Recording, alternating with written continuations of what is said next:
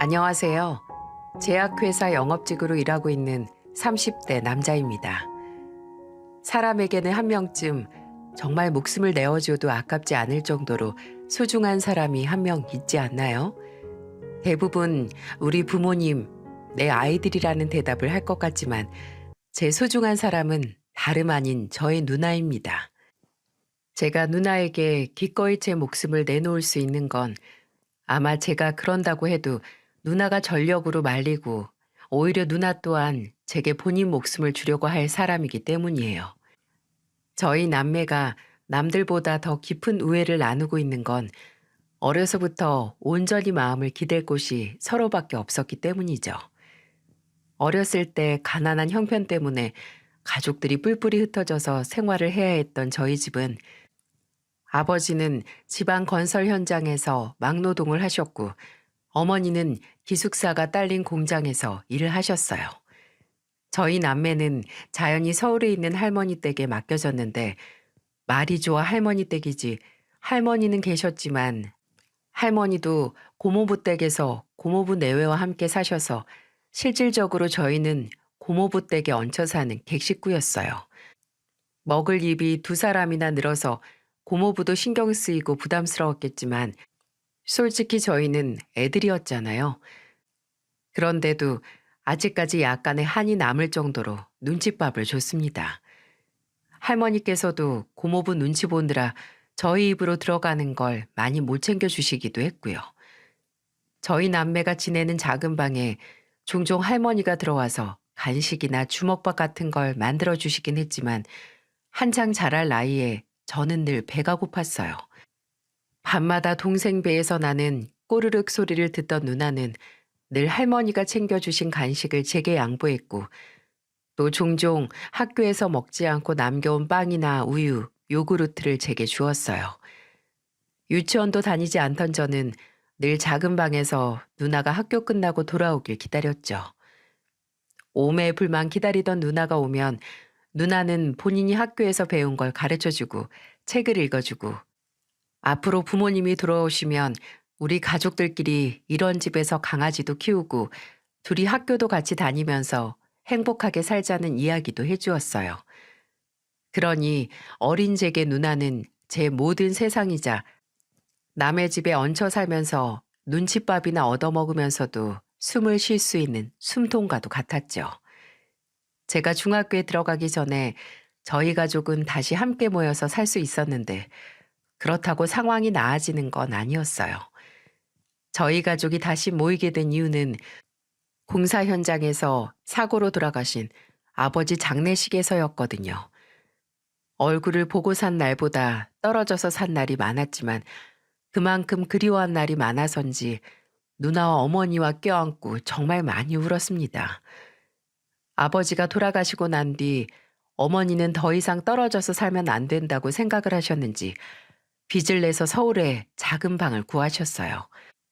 그렇다고 한동안 공장일 말고 바로 다른 일을 구하기 어려우니까 주말에만 집에 오시고 평일에는 저와 누나 이렇게 둘이서 지냈죠. 당시 고등학생이던 누나는 야자도 안 하고 학교에서 돌아오면 저를 옆에 앉혀두고 공부를 했어요. 누나는 어머니보다도 제게 공부를 하라 잔소리를 많이 했습니다. 기태야, 나중에 뭘 하고 살아야 할지, 뭘 하고 싶은지 아직 모르겠으면 일단 공부를 해. 공부를 해야 나중에 네가 선택할 수 있는 선택지가 더 넓어져. 그때는 그 말이 제대로 이해가 되지 않았죠. 누나는 여기서 여기까지 다 풀면 누나가 요 앞 슈퍼에서 너 먹고 싶은 거 2개 사줄게. 이렇게 말하며 저를 어떻게든 공부를 시키려고 했고 저는 일단 누나의 말이니까 들었습니다. 그렇게 공부의 중요성을 말하던 누나도 고등학교 졸업 후 전문대에 들어갔지만 그것도 오래 다니지 못했어요. 오랜 몸을 혹사시키는 노동으로 어머니께서 몸이 안 좋아지셔서 더 이상 무리해서 돈을 벌 수 없으셨거든요. 그렇다고 빚은 줄어들지 않고 써야 하는 생활비는 생기지 않기에 누나는 다니던 학교를 그만두고 학교 다니면서 따뒀던 자격증으로 건설회사 경리로 취직을 했어요. 한순간에 저희 집 가장은 저희 누나가 된 거죠. 그런 누나를 보며 저도 돈 잡아먹는 대학 생각은 접고 고등학교 졸업하면 바로 기술을 배우든 뭘 해서 돈을 벌어야겠다 생각을 했어요. 그래서 하루는 누나와 거실에 앉아서 과일 먹으면서 TV를 보다가 지나가는 말로 인문계 말고 실업계 들어가서 일찍 기술 배울 걸 그랬다고 하니까 누나가 단호한 얼굴로 이러는 거예요. 무슨 소리야? 네가 갑자기 기술을 왜 배워? 나도 누나처럼 일찍 취업해야지. 그래야 누나도 엄마도 덜 힘들 거고. 넌 그런 걱정은 나중에 해. 너는 내가 대학 보낼 거니까 그럴 돈으로 차라리 이사를 가거나 생활비로 쓰는 게 낫지. 누나, 난 정말 너 정도는 내가 대학 보낼 수 있어. 매달 네 대학 등록금으로 쓸 적금도 따로 들고 있으니까 너는 그냥 공부만 해. 솔직히 부모님도 아니고 누나가 동생한테 이렇게까지 헌신하기 어렵잖아요.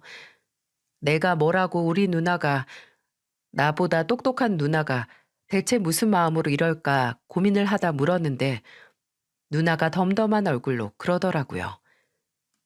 너는 내 동생이니까 네가 나중에 내가 밟아온 길 걸으면서 괜히 사회 나가서 주눅들지 않고 고립되지 않았으면 좋겠고 그냥 남들이 좀 평범하게 누리는 것만큼 넌 누렸으면 좋겠어.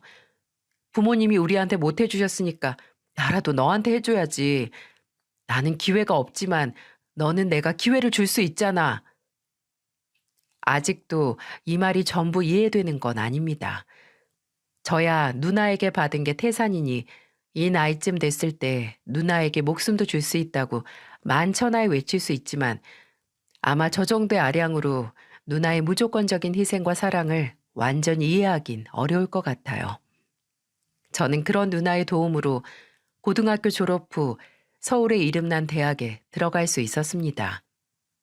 누나는 정말 몇 년에 걸쳐서 저를 어디 내놔도 부끄러울 것 없는 인간으로 만들어 주었죠. 하지만 그 안정도 오래가지 못했죠. 제가 군대에서 제대하고 얼마 지나지 않아 어머니께서 뇌졸중으로 돌아가셨거든요. 장례 수속을 마치고 당연스럽게 거기 직원들이 제게 상주 완장을 주길래 저는 곧바로 누나 팔뚝에 상주 완장을 차주었어요. 고작 남자라서 어머니의 장례식 상주가 되기에 저희 집의 실질적인 가장 역할을 하던 누나에게 부끄러웠거든요. 우는 걸 극도로 싫어하는 누나가 어머니 영정사진 앞에서 지칠 정도로 눈물만 뚝뚝 흘리는 모습을 보면서 이제 나도 그냥 챙김을 받아야 하는 동생이 아니라 누나의 하나 남은 가족으로서 누나를 지켜야겠다고 다짐했어요. 그리고 대학 졸업 후 반년 정도 취업 준비를 하다가 지금 일하고 있는 제약회사 영업직으로 입사를 할 수 있었고 누나는 몇 년 뒤에 지금까지 모아던 돈과 대출을 조금 받아서 죽집을 차렸어요. 제가 직장인이 되고 누나가 죽집 사장이 돼도 저희는 계속 둘이서 함께 살았습니다. 근데 누나는 늘 언제까지 누나랑 살 거냐고 독립을 하든 누구를 만나서 결혼을 해라 라는 소리를 자주 했어요. 30 넘어서 누나랑 같이 사는 게 뭐라고. 그러다가 제가 한 3년 차 직장인이 됐을 때쯤 직장 동료가 해준 소개팅으로 지금의 아내를 만나게 됐는데요. 첫 만남에 아내가 제게 했던 말이 뭔 줄 아세요? 혹시 누나나 여동생 있으세요? 어? 어떻게 아셨어요? 누나 있어요. 어쩐지 여동생보다는 누나일 줄 알았어요. 여자 형제 있는 남자분들은 티가 나거든요. 뭔지는 모르겠지만 누나 덕에 아내에게 좋은 첫인상을 남긴 건 확실했어요. 아내와 저는 3년 정도 연애를 했고 당연히 아내와 진지한 관계가 됐을 때는 바로 누나에게 소개시켜줬습니다. 아내도 늘 제가 무의식적으로 누나 얘기를 해서 우리 누나가 어떤 사람인지 만나보고 싶어 했어요. 그리고 누나와의 만남 후 여자 형제 없이 남동생 하나 있던 아내도 그런 누나를 언니처럼 믿고 따르게 됐네요. 저와 아내는 그해 가을에 결혼을 했고 누나 집에서 얼마 떨어지지 않은 동네에 전세를 얻어서 신혼생활을 시작했어요. 그런데 어느 순간 제가 결혼을 해보고 나니 때늦은 생각이 들기 시작하더군요. 누나가 연애를 한 걸 본 적이 없는 것 같은 거예요. 왜 누나는 연애를 안 하는 걸까? 혹시 살기 바빠서 포기한 걸까 싶더라고요. 괜히 저 때문인 것 같기도 해서 신경도 쓰였고요.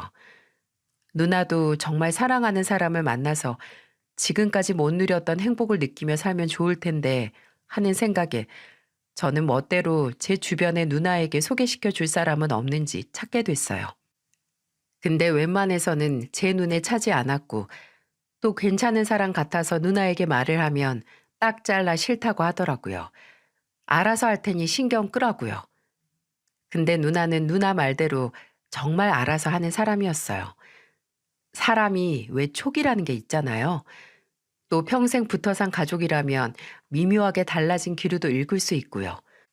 그게 어느 순간 누나에게 그 기류가 읽히더라고요. 연락도 안 되는 날이 많고 또 문자를 하면 항상 칼답을 하던 사람이 1시간, 2시간, 반나절까지 넘어가도록 답장을 안 하는 거예요. 그래서 제가 전화를 하면 받고 나서 몇 마디 하지 않고 바로 바쁘다고 끊으라고 하고 아내는 혹시 누나가 만나는 사람이 생긴 건 아니냐고 했고 저 또한 누나가 드디어 짝을 만난 건 아닌가 했어요. 그리고 하루는 아내 친정에서 생선 몇 마리를 보내서 누나에게 나눠주려고 연락을 했거든요. 누나 죽집 마감하는 시간에 가서 생선도 주고 오랜만에 잘 지내나 얼굴도 보고 오려고 했어요. 근데 누나는 한사코 저를 말리며 택배라는 좋은 시스템이 있는데 왜 안 쓰냐고 그냥 택배로 붙이라고 하는 겁니다. 아무래도 이상해서 그날은 그냥 지나갈 수가 없더라고요. 그래서 생선을 들고 누나의 죽집에 갔는데 죽집에 들어가기 전부터 들렸어요. 무슨 옷구슬이 떠내려가는 것 같은 누나의 웃음소리를 말이죠. 그렇게 조심스럽게 죽집 안으로 들어갔는데 어떤 키가 큰 남자가 죽집 중앙에 있는 테이블에 누나와 앉아서 커피를 마시면서 있더라고요.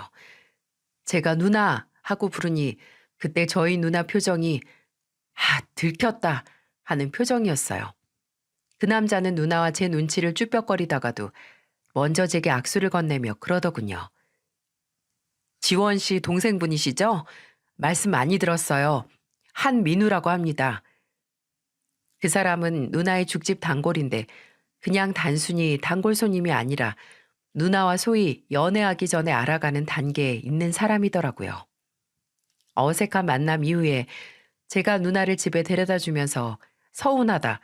어떻게 나한테 누구 만난다 말을 일체 안 해줄 수 있냐. 정말 누나 맞냐고 좀 투덜거리니 아직 누구한테 말할 정도로 진지한 사이가 아니라고 하더라고요. 그렇게 말은 했지만 그 남자와 누나는 거의 2년 정도 연애를 했습니다. 1년 정도 지났을 때는 저와 아내에게 정식으로 소개시켜 주기도 했고요. 누나보다 1살 연하에 키도 크고 서글서글한 호감형 인상에 순박해 보이는 얼굴만큼 성격도 좋아 보였어요.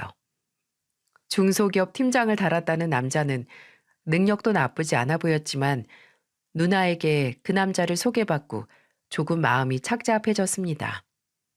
그 남자는 정말 연고도 없는 고아원 출신이었거든요. 단순히 고아원 출신이라서 제가 염려를 한 게 아니라 그렇게 부모님한테 제대로 사랑도 못 받고 힘들게 살았으면서 왜 본인과 비슷하게 힘들게 살아온 사람을 만났나 싶었습니다. 누나는 정말 좋은 집안에서 사랑 듬뿍 받고 자란 남자에게 그 사랑을 그대로 받으면서 살길 바랬거든요. 행여 착한 누나가 그 남자의 살아온 세월에 연민과 사랑을 혼동하는 건 아닌가 하는 걱정까지 들었죠. 하지만 그건 찰나의 제 노파심이었어요. 누나를 아낀 만큼 괜한 걱정을 한 거였어요. 다 같이 마주 앉아 있는 와중에 누나가 옆에 앉은 남자가 무슨 말을 할 때마다 흘끗흘끗 바라보며 살풋 미소를 짓고 종종 둘이 습관처럼 손깍지를 잡는 모습을 보고 우리 누나가 저 남자를 많이 좋아한다는 걸 알 수 있었어요. 누나가 고른 사람인 만큼 저 또한 그 남자를 믿어보기로 했죠. 평생 결혼 안 할 것 같은 누나가 결혼을 하는 날 결혼 전부터 누나에게 내 손잡고 들어가면 안 되냐고 했었습니다. 그냥 누나가 결혼하는 날 특별한 이벤트라도 있었으면 했거든요.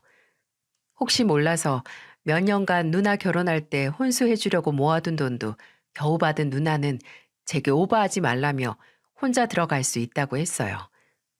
아쉽긴 했지만 누나의 결정이기에 알았다고 했는데 결혼을 일주일 정도 앞두고 누나가 그러더라고요.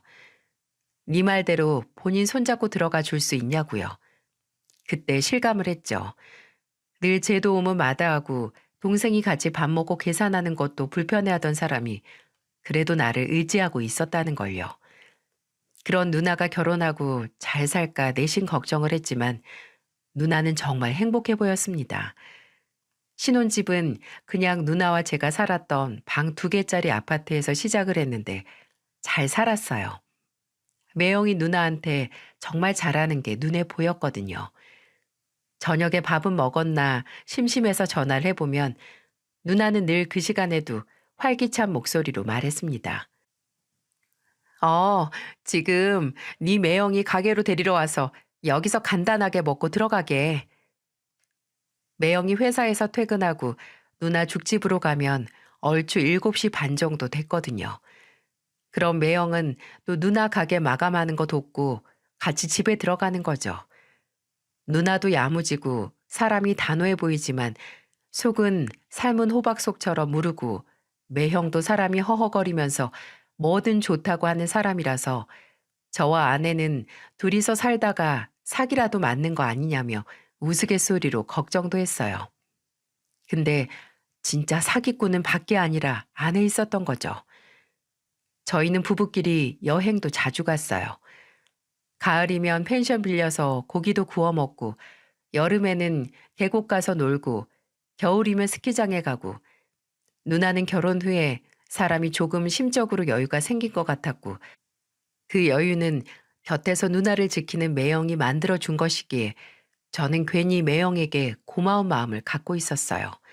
돈은 모을 줄만 알지 제대로 본인을 위해서 쓸 줄 몰랐던 누나는 매형을 만나면서 부부끼리 하는 요가 수업도 듣고 쉬는 날에는 스킨스쿠버 강습에 사이클에 못했던 취미 생활을 했죠.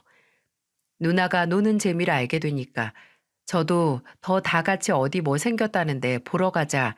친구 식당 개업했는데 내가 한턱 낼 테니 가자 하면서 자주 얼굴을 볼 이유를 만들어내기도 했어요. 바쁘게만 살던 누나도 한결 얼굴빛이 좋아지긴 했지만 단 하나, 결혼 후에 진정 원하던 건 얻지를 못했습니다.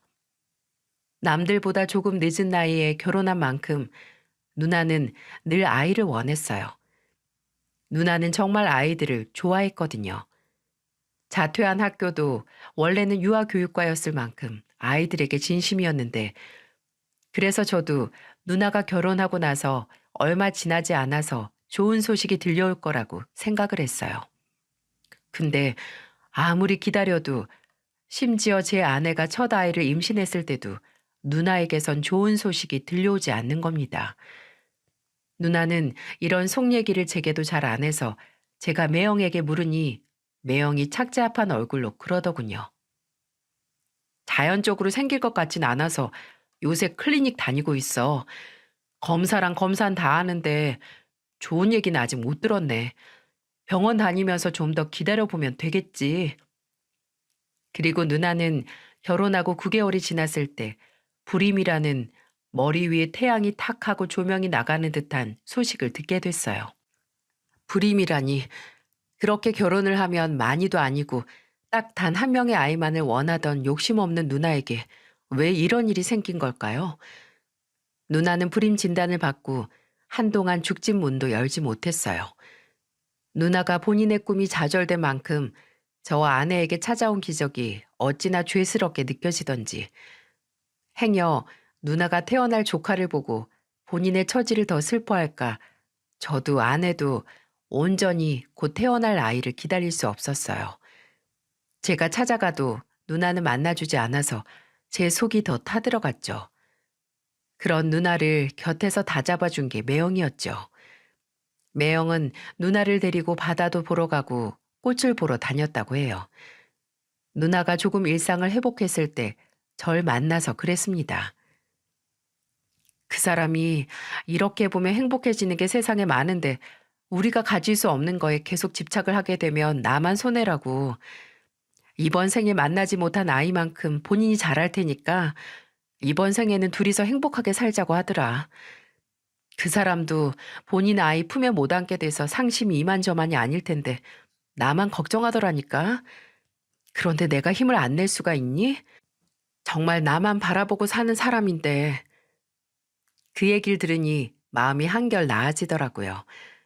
평생 본인 몸 건사하기 전에 가족들부터 챙기던 누나를 나 말고 다른 사람이 진심으로 소중히 생각한다는 걸 알게 되니 말이죠. 나중에 누나가 입양 생각을 하기 시작했을 때는 매형이 우리 애가 아니라면 온전히 사랑할 자신이 없다고 해서 입양 계획은 없던 일이 됐습니다. 그래도 누나는 매형에 대한 온전한 믿음이 있었기에 더는 미련이 없어 보이기도 했어요. 둘이서 평생 행복하자는 매형의 말을 믿었으니까요.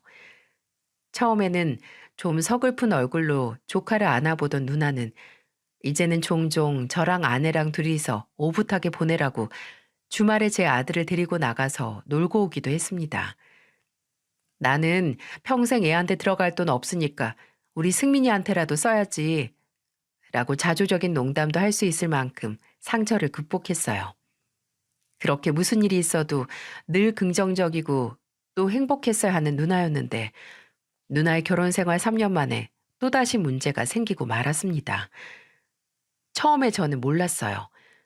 누나가 제게 먼저 말을 안 하기도 했고 내색도 안 하고 나중에 아내가 누나 집에 조카를 데리러 갔다가 그러더라고요. 여보, 요새 형님이 좀 우울해 보이지 않아? 어? 아니, 그저께 전화했을 때는 말짱해 보였는데 왜? 누나가 무슨 말을 해?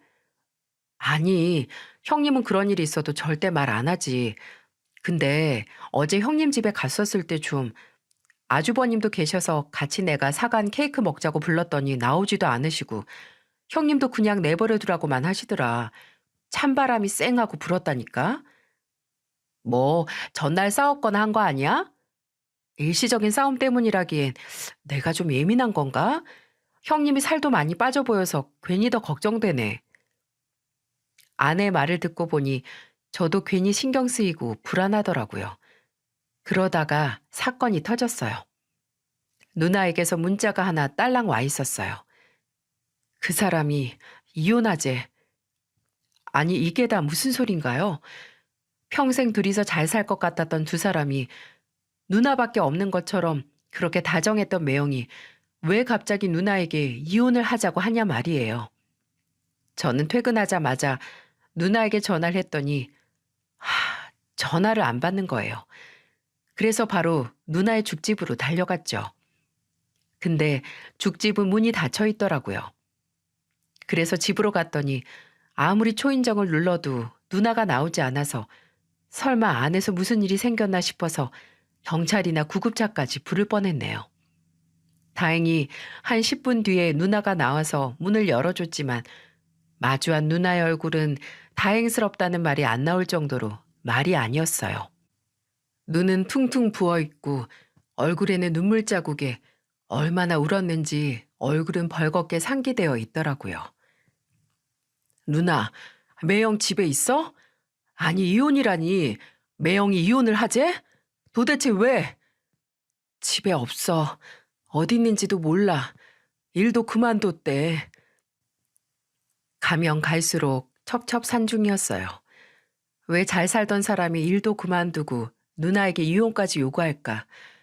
일단 누나를 진정시키고 이야기를 들어보니 이거 뭐 드라마가 따로 없었네요.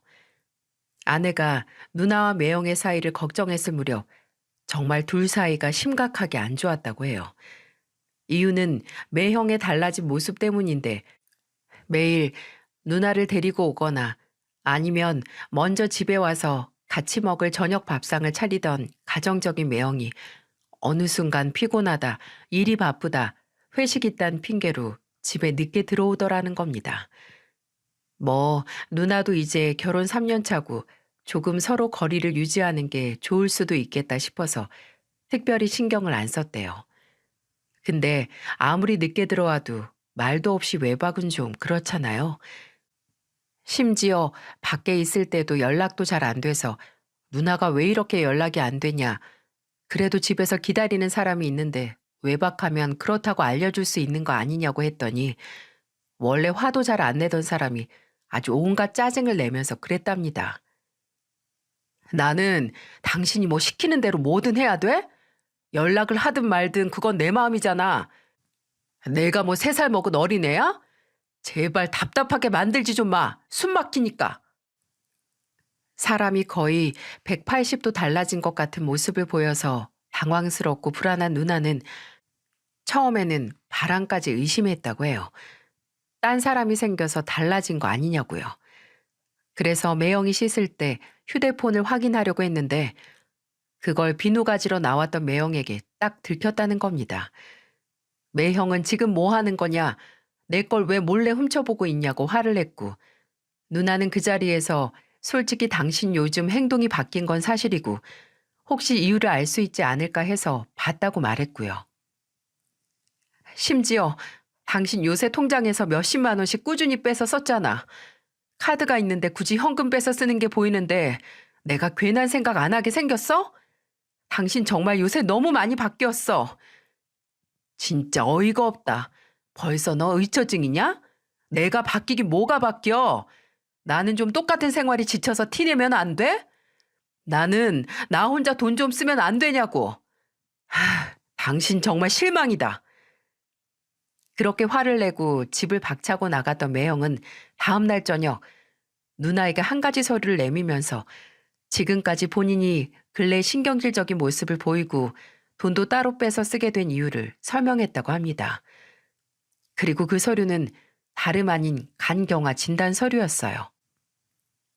계속 집에 늦게 들어오고 주말에도 나갔던 거?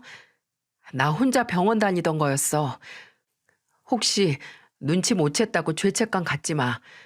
나조차도 내 몸 상태 모르고 있었으니까. 그냥 피곤하고 속이 안 좋아서 예민해졌을 뿐이지. 차마 당신한텐 입이 안 떨어지더라.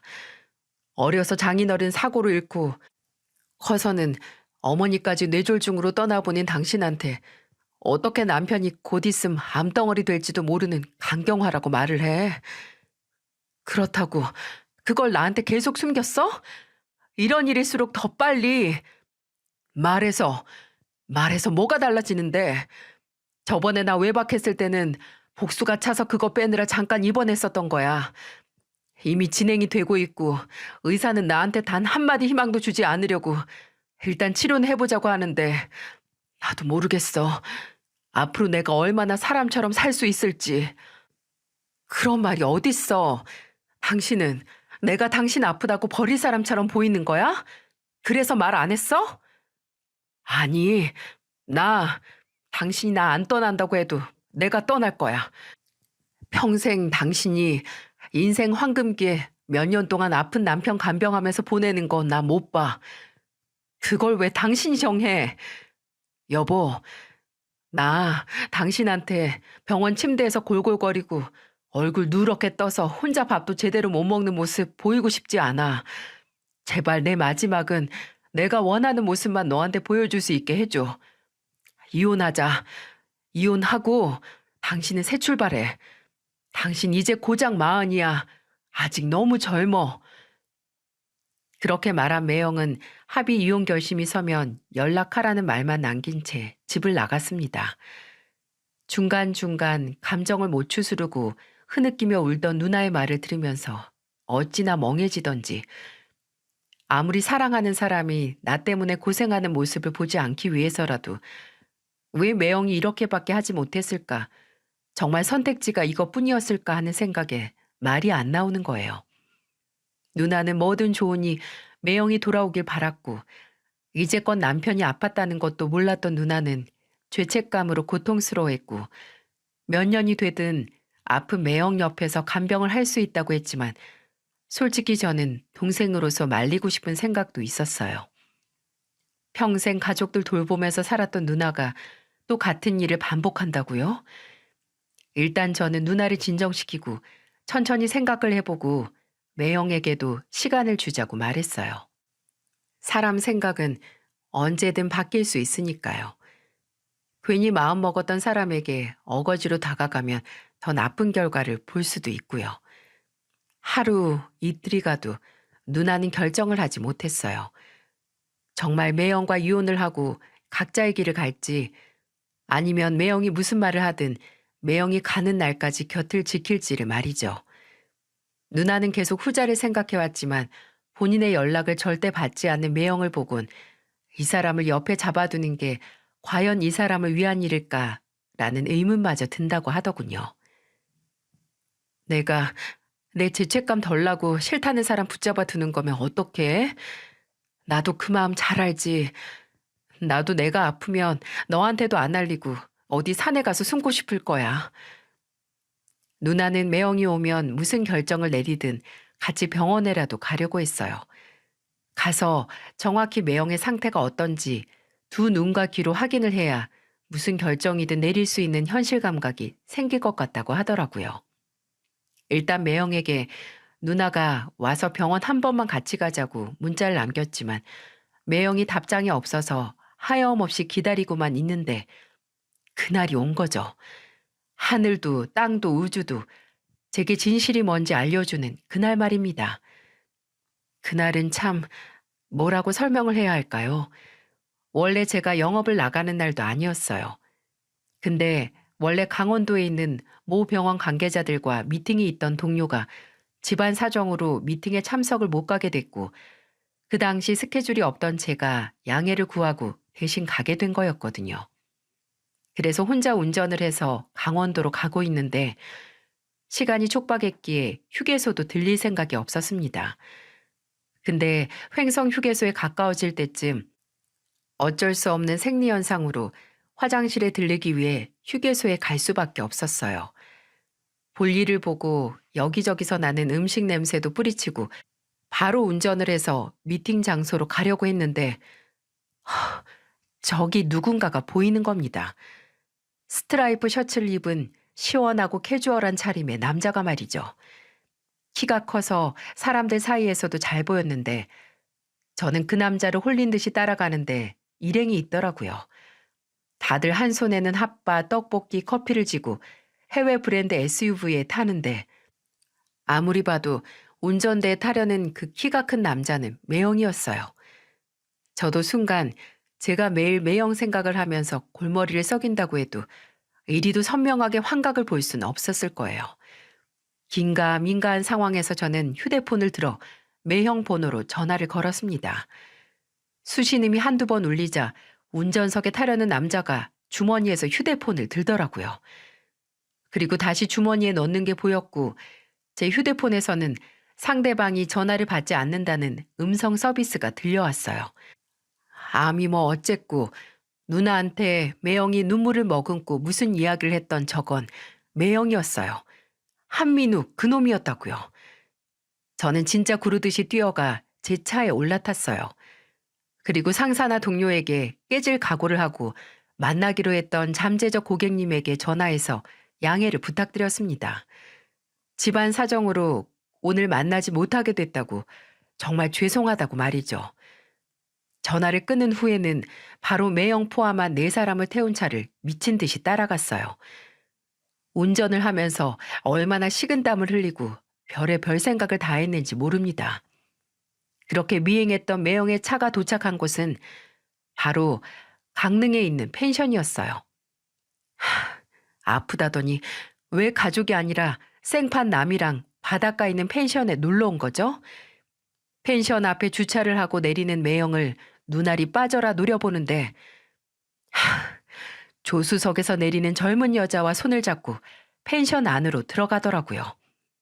아마 제가 참지 못했다면 그걸 보고 바로 튀어나가서 그놈 머리통을 바닥에서 굴렸을 겁니다. 근데 아무리 생각해도 저 혼자 일을 감당하고 처리할 수 없더라고요. 그래서 아내에게 전화를 했어요. 당장 누나를 데리고 내가 문자로 찍어주는 주소로 오라고요. 매형을 찾았다고요. 그리고 저는 펜션 입구를 빙 둘러서 바닷가 쪽으로 나 있는 펜션 전용 캠핑장 쪽으로 갔습니다. 펜션 뒤는 캠핑장으로 뻥 뚫려 있었는데 뒷문으로 사람들이 나오는 게 보였거든요. 그쪽에서 매형의 일행이 나오는 게 보이지 않을까 했는데 한 40분 뒤에 나오더군요. 본인들이 샀던 음식이랑 술 잔뜩 들고 나와서 직원 안내를 받아 자리 잡고 술상을 까는 걸 보는데 와, 그날 제 속에 있는 인내심이란 인내심을 모조리 쓴 것 같아요. 간경화라고 했던 매형이란 인간이 아까 손잡고 들어갔던 여자를 지 무릎에 앉히고 맥주를 마시는 꼴을 보기 전까지는 잘 참았어요. 저는 제 허리까지 오는 펜스를 넘어 그 자식에게 바로 달려갔습니다. 지 처남이 가까이 오는 걸 꿈에도 상상도 못했던 놈은 제가 지 손에 있던 맥주 캔을 뺏어서 얼굴에 들이붓고 빈 캔을 안면에 던지기 전까지도 저를 알아보지 못했어요. 민우 씨! 뭐야 저 사람? 야, 말려! 말려! 제 돌발 행동에 주변에서는 비명소리가 들렸고 다짜고짜 얼굴에 끼얹어진 맥주를 허겁지겁 입고 있던 티셔츠로 닦고 얼굴을 든 매형은 저를 보자마자 굳었습니다. 왜? 여기서 네 처남 얼굴 보게 될 줄 몰랐냐? 강경화라며 이 새끼야. 그런 놈이 해 떨어지기도 전에 술 퍼마시고 앉아있냐? 처남? 민우 씨, 저게 다 무슨 소리야? 저 사람 누구야? 매형이란 놈 무릎에 앉아있던 여자의 표정과 하는 말로 봐선 저 여자는 공범이 아니라 피해자겠더라고요. 아직도 굳어있는 매형을 보고 저는 그 여자에게 친절하게 설명했어요. 여기 저 한민우란 새끼가 3년 전에 우리 누나랑 결혼하더니 이번에 자기 강경화라고 이혼하자고 한 놈이에요. 우리 누나 고생시키기 싫다고 이혼하자고 하더니 뭐 이 여자는 평생 네 병석 지켜주겠다고 하디? 저기요, 저 인간 간병 해주기로 했어요? 간병이라니 그게 무슨... 민우 씨가 무슨 강경화야. 민우 씨, 얘기 좀 해봐. 저 사람이 지금 뭐라고 하는 거야? 저기 기태야, 일단 저기 가서 얘기 좀 하자. 오해가 있는 것 같은데 윤희 씨 잠깐 얘기 좀 하고 올 테니까 걱정 말고. 기태는 얼어 죽을. 네 내연녀 앞에서 처남 소리 하려고 하니까 쫄리냐? 이 새끼야, 너 아직도 상황 파악이 안 되는 것 같은데 조금 있다가 내가 부른 우리 누나 여기 와서도 이지랄 할 거야? 뭐? 정원일 불렀어? 이 새끼가 어디 남의 누나 이름 함부로 불러. 야, 따지고 보면 우리 누나가 너보다 한 살 많아. 건방지게 말까지 말고 존칭 붙여, 존칭. 누나가 이 자리에 오고 있다는 말에 패닉이 된 건지 매형은 얼굴이 파랗게 질려서 그 자리를 뜨려고 하고 있더라고요. 저는 당장 매형 목덜미를 잡아 바닥에 무릎을 꿇렸습니다. 너 딱 기다려라. 네가 네 주둥이로 우리 누나한테 변명이든 뭐든 해. 매형은 제가 바람 피우던 여자랑 일행 그리고 제 사이에 껴서 오도 가도 못한 신세가 됐습니다. 매형이 엉덩이를 들썩거리며 입술을 잘근잘근 씹을 때 저는 매형이 바람 피우고 있던 여자와 그 일행에게서 어처구니 없는 사실을 하나 알게 됐죠. 그 여자는 매형과 술자리에서 알게 됐고 매형이 결혼도 안 한 미혼이라고 본인을 소개해서 그런 줄 알았다는 거예요. 연고 없이 혼자 열심히 살아왔지만 얼굴에 티끌 하나 없는 매형에게 반한 여자는 얼마 안 있어 깜빡 속아 교제를 시작했고 본인 친구들도 소개시켜줬다고 해요. 저 친구가 이번에 스타트업 회사를 하나 차렸는데 거기 경력 좀 오래된 팀원이 필요하다고 해서 저는 민우 씨를 추천했죠. 저희 아버지가 이 친구 회사에 투자도 하시기도 했고 오늘 면접 겸 미팅 겸 해서 가볍게 다 같이 놀러 왔던 거예요. 근데 결혼에 간 뭐? 내가 지금까지 사기꾼을 순둥이라고 착각하고 있었네. 이 정도면 같이 일하기로 한 거 엎어야 하는 거 아니야? 당연하지. 능력이 아무리 좋아도 사람 인성이 이 모양인데. 그렇게 능력 있지도 않은 것 같아. 그냥 한 회사 오래 다닌 것 뿐이지. 매형은 생활력 강하고 성실한 저희 누나에게서 아버지가 사업을 하고 있고 다른 회사에 꽂아줄 연줄을 갖고 있는 여자로 갈아타려고 했던 겁니다. 근데 아무리 생각해도 왜 강경화라고 속이는 헛짓거리까지 하냐고요. 제가 아무리 물어도 대답 안 하고 입술 꾹 다물고 있던 매형은 나중에 제 아내와 누나가 도착했을 때야 비로소 입을 열었습니다. 누나는 온몸에 부어진 맥주가 바짝 말라서 볼품없는 매형의 꼴을 한동안 가만히 보더니 입을 열었어요. 내가 먼저 이혼하자고 할까봐 강경화라느니 암이라느니 진단서까지 만들어내고 내 생각 해주는 척 했던 거야? 내가 먼저 이혼하자고 하면 네가 바람나서 이혼하는 거 아니니까 위자료도 없이 재산 나눠갖고 깔끔하게 이혼할 수 있어서? 아니야. 나는 정말 당신한테 상처 주고 싶지 않아서. 입 닥쳐. 어디 이제 와서까지 날 위하는 척을 해. 네가 사람이야? 어떻게 사람을 이렇게 속이고 배신을 해. 내가 너 정말 아무것도 없어도 힘들게 살아온 날에 비해 사람이 밝고 구김 없는 모습이 좋아서 결혼했어. 근데 이건 구김은 고사하고 너덜너덜한 걸레 조각이 따로 없잖아. 너 솔직히 말해봐. 언젠가 나 등쳐먹고 다른 여자 만날 목적으로 입양도 안 하겠다고 한 거지? 애 생기면 나중에 헤어질 때 귀찮아지니까. 내가 아무리 원해도 사랑할 자신이 없느니 헛소리하면서 거절한 거잖아. 말해봐, 이 나쁜 자식아. 누나는 그 자리에서 주먹으로 매형의 머리며 어깨며 등이며 모든 한을 담아 내리쳤어요. 그리고 매형이 무기력하게 맞는 모습을 보며 누구 하나 말리는 사람이 없었어요. 나중에 누나가 울면서 때리느라 지친 게 보여서 제가 가서 누나를 끌어냈지만 솔직히 매형은 그 자리에서 누나에게 맞아 죽었어도 할 말이 없었습니다. 눈물이 그렁그렁한 얼굴로 누나는 매형 앞에 침을 탁 뱉고 말했어요. 가라 이 새끼야. 저 여자든 다른 데든 마음대로 가. 원하는 대로 이혼해 줄 테니까. 근데 그 과정이 네가 원했던 건 아닐 거야.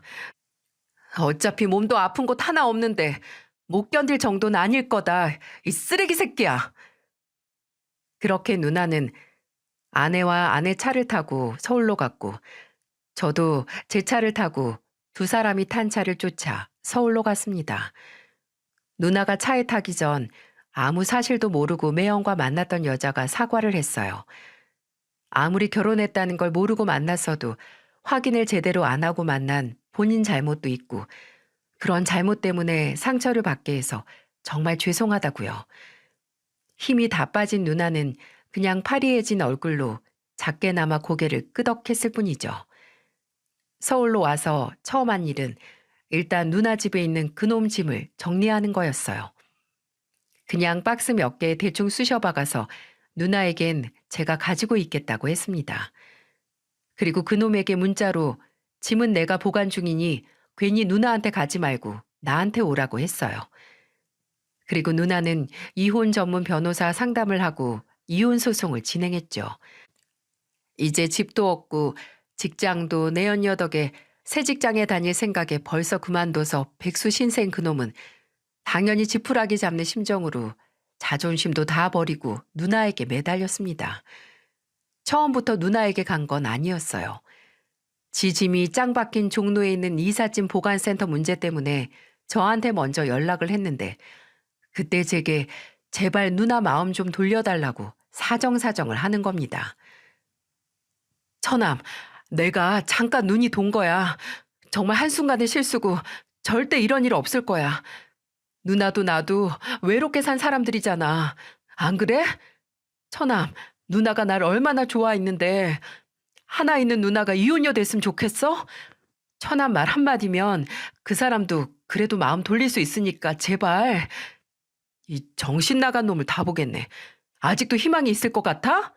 너 우리 누나랑 결혼 생활은 물론 앞으로 네 인생도 말아먹은 거야. 네가 집이 있어 재산이 있어. 하나 있는 직장도 설레발로 그만둬서 정말 아무것도 없잖아. 내가 이 집 맡아뒀던 건 마지막까지 질척거리지 말고 순순히 우리 누나랑 이혼해서 두 번 다시 우리 눈앞에 우리 가족 눈앞에 나타나지 말라고 그거 경고하려고 갖고 있던 거야. 너 이제 남은 건 이 짐들 뿐인데 이거라도 건지고 싶으면 처신 똑바로 해. 알아들어? 누나보다 돈도 못 벌고 경제권도 없어서 누나를 속여 합의 이혼으로 재산 분할을 하고 싶었겠지만 모든 게 밝혀진 이 마당에 그 인간은 정말 망한 거나 다름없었죠.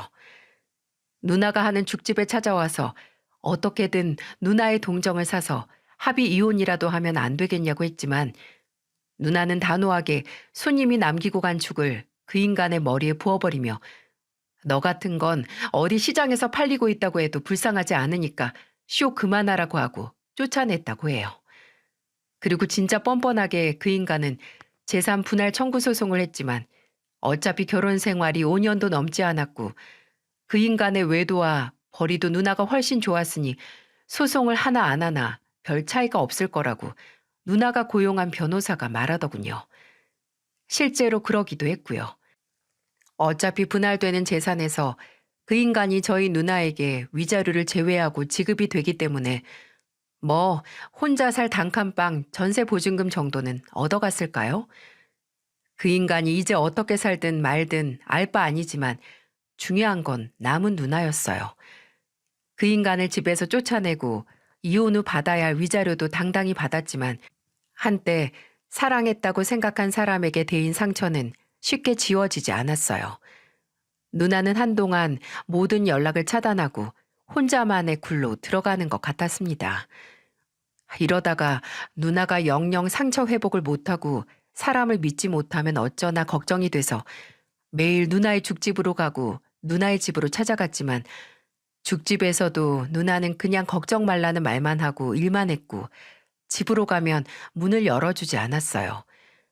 몇 주 후에 아들을 데리고 갔더니 언감생시 문을 열어줬지만 마지막으로 봤을 때와 나아진 점은 보이지 않는 것 같았습니다.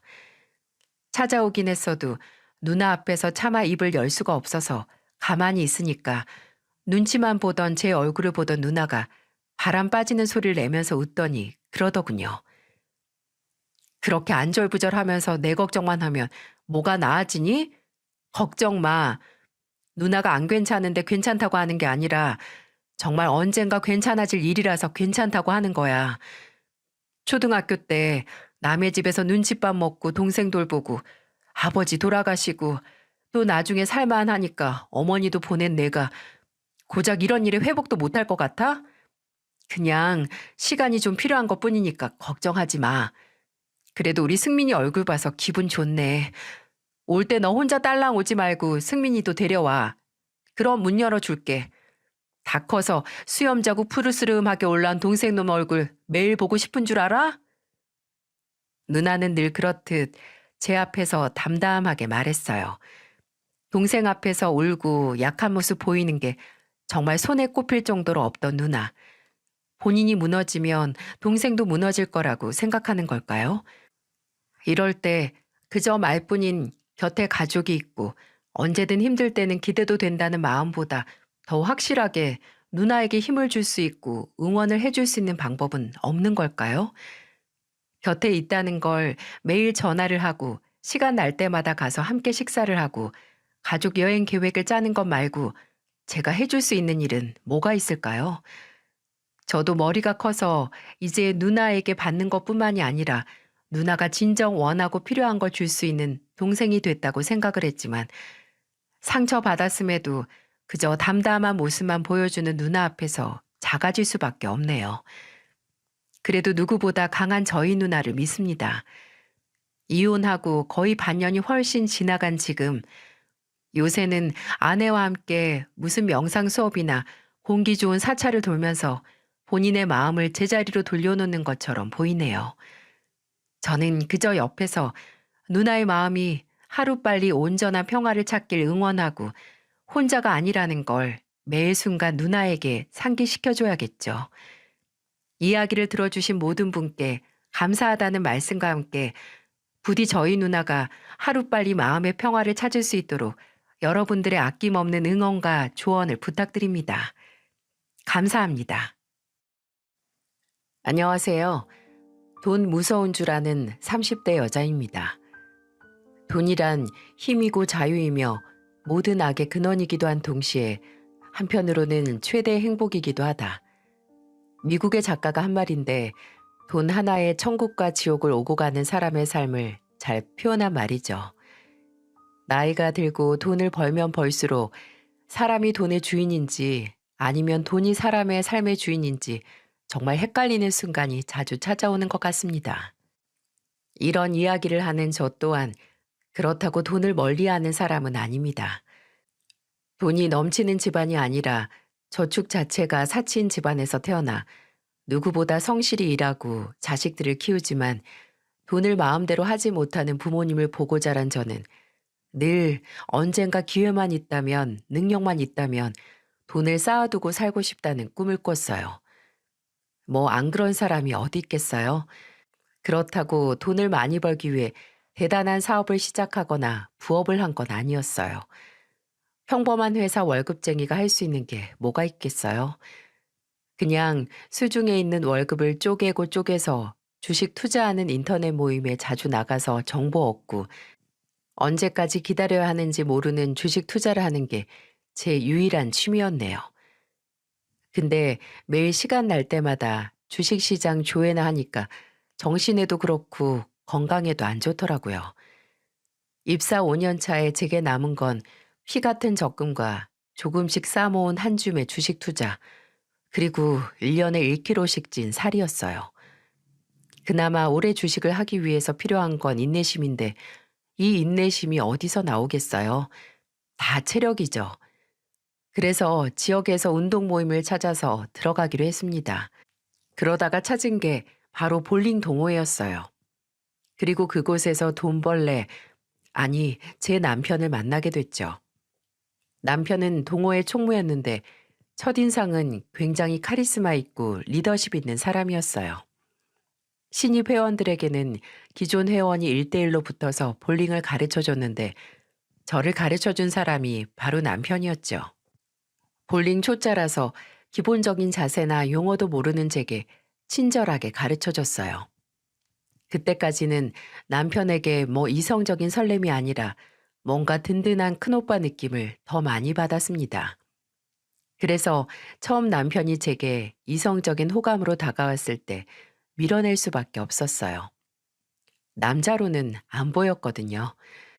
근데 사람 마음이 참 가벼운 게 매일 먼저 연락하고 동호회에 나가면 내 볼링 신발이랑 공 챙겨주는 사람이 없으니 뭔가 허전하더라고요. 이래서 습관이 무섭구나 싶었는데 어쩌면 이게 남편의 계획이었을지도 몰랐네요. 그 후로는 제가 먼저 연락을 하고 다가가게 됐고 그렇게 저희는 연인이 되었습니다.